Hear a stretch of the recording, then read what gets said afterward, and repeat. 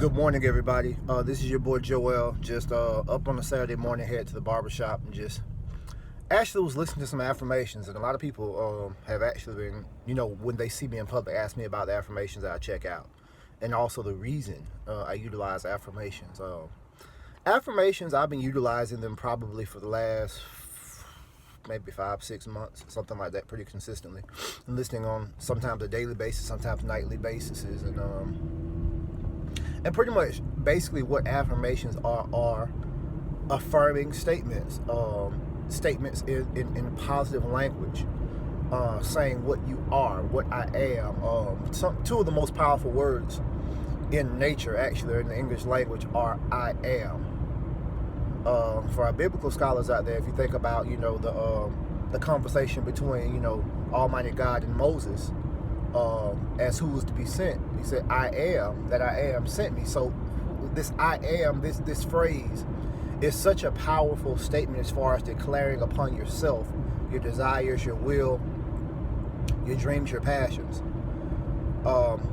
We pretty much have two minds in our head. Actually, we have more when you really break it down to what the different individual cognitive functions of the mind are. But we definitely on the regular basis deal with two minds. We deal with what is considered our conscious mind, or our awake mind, our active creative mind. When we're awake, when we're conscious, the decisions that we make, the thoughts that we have, the actions that we follow through, utilizing that mind. And also, there's another mind. There's the subconscious mind.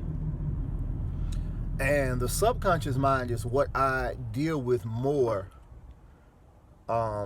just in my personal research and understanding. The conscious mind is maybe 10% of the mind that you utilize. You only use a small percentage of your brain or your cognitive capacity when it comes to the conscious brain.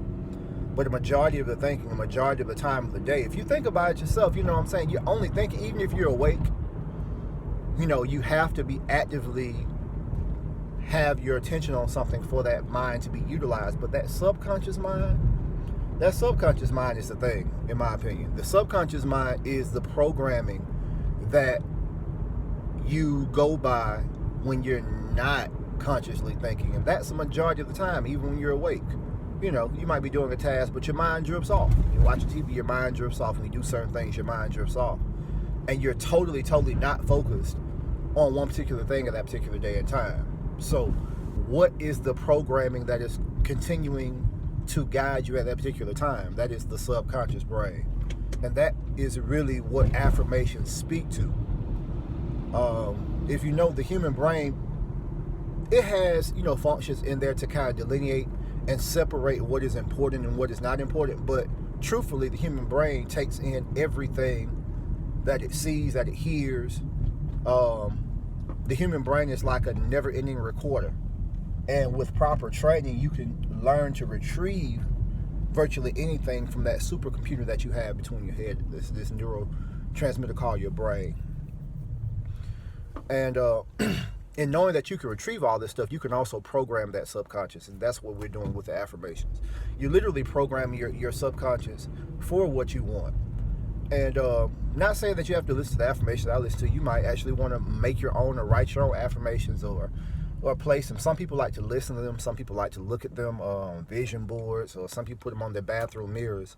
But it's just these affirming statements. I am prosperous. I am prosperous. I am wealthy. I am rich. I add value to people's lives. I'm a conduit of good. I'm a blessing. I am, just positive statements to who you are now, but also who do you choose to be. All right, that's the whole thing about this program of the subconscious. In that programming, you literally get to decide who you want to be, not just now, but in the future. Because once again, that subconscious programming is what is running and what your body is running on so much of the time. So be cognizant of that. Be cognizant of the things that you're taking in. Be cognizant of what you go to sleep to. Be cognizant of the energies and the messages that you wake up to.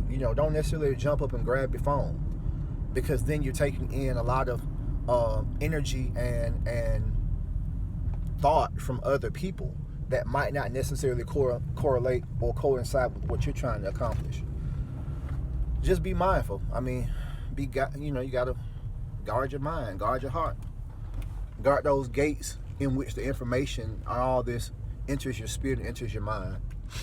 Be careful, and just be watchful, and know that the more intention and the more priority that you place on your thought process, more than likely the better you will see your life become, because you'll see yourself actually moving forward continuously in the things in which you desire, not the things in which society is saying that you have to do or whatever. Choose for yourself, you know what I'm saying? Choose for yourself. Choose who you want to be today. Choose what you want to be today. Choose how you want the rest of your life to live out. Everything up to this point in your life is the sum total of everything that you've ever decided to be. So now it's time for you to possibly decide to be different, you know?